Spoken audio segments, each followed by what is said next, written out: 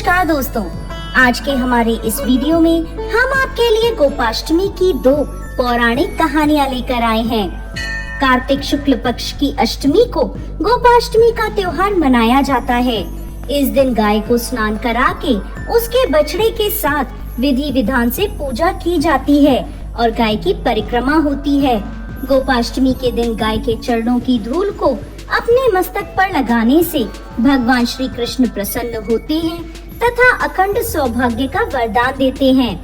गोपाष्टमी की प्राचीन कथा के अनुसार प्राचीन काल में जब भगवान श्री कृष्ण 6 वर्ष के थे, तब वह माँ यशोदा से कहने लगे, माँ, मैं बड़ा हो गया हूँ, अब मैं बछड़े चराने नहीं जाऊँगा, अब मैं गौ माता के साथ जाऊँगा। इस पर यशोदा माँ ने नंद बाबा पर बात टाल दी और कहा, एक बार अपने बाबा से पूछ लो। इस पर भगवान श्री कृष्ण नंद बाबा से जाकर कहने लगे, बाबा बाबा, अब मैं बछड़े नहीं बल्कि गाय चराने जाऊंगा। नंद बाबा ने भगवान श्री कृष्ण को समझाने की बहुत कोशिश करी, लेकिन बाल गोपाल की हट के आगे उनकी एक न चली। फिर नंद बाबा ने श्री कृष्ण से कहा, ठीक है, पहले तुम जाकर पंडित जी को बुला कर लाओ ताकि उनसे गौ आचरण का शुभ मुहूर्त पता लग सके।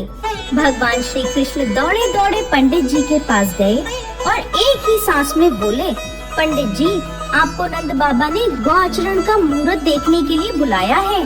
आप आज का ही शुभ मुहूर्त बता देना। अगर आपने मेरे कहे अनुसार करा तो मैं आपको खूब माखन मिश्री ला कर दूंगा।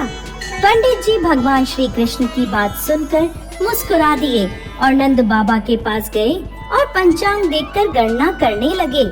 नंद बाबा पूछते हैं, पंडित जी, क्या बात है, बार बार क्या गिनती कर रहे हैं? पंडित जी बोले, क्या बताऊं नंद जी, केवल आज का ही मुहूर्त निकल रहा है, इसके बाद तो पूरे 1 वर्ष तक कोई मुहूर्त नहीं है। पंडित जी की बात सुनकर नंद बाबा ने श्री कृष्ण को गौचरण की स्वीकृति दे दी। भगवान जिस समय भी कोई कार्य करते हैं वही शुभ मुहूर्त बन जाता है। उसी दिन से भगवान श्री कृष्ण ने गौचरण का कार्य आरंभ किया और वह शुभ तिथि कार्तिक मास के शुक्ल पक्ष की अष्टमी थी।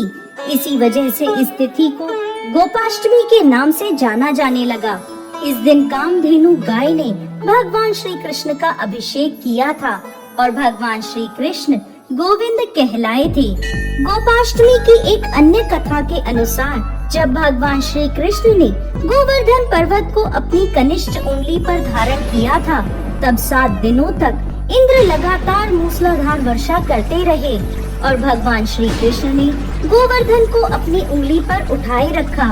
यह अद्भुत चमत्कार देखकर इंद्रदेव असमंजस में पड़ गए। तब ब्रह्मा जी ने इंद्रदेव को बताया कि श्री कृष्ण और कोई नहीं, भगवान विष्णु का ही अवतार है।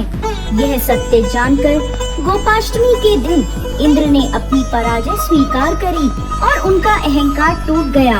वो भगवान श्री कृष्ण की शरण में आ गए, जिसके बाद श्री कृष्ण भगवान ने कार्तिक शुक्ल अष्टमी के दिन गोवर्धन पर्वत को वापस धरती पर रखा था।